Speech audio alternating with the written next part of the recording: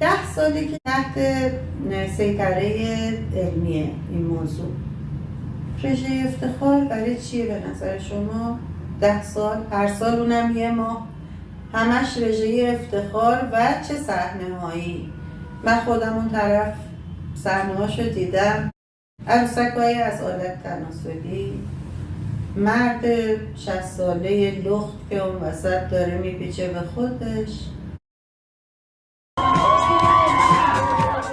The energy is just so welcoming and warm. It's just nothing like I ever expected, to be honest, and I love it.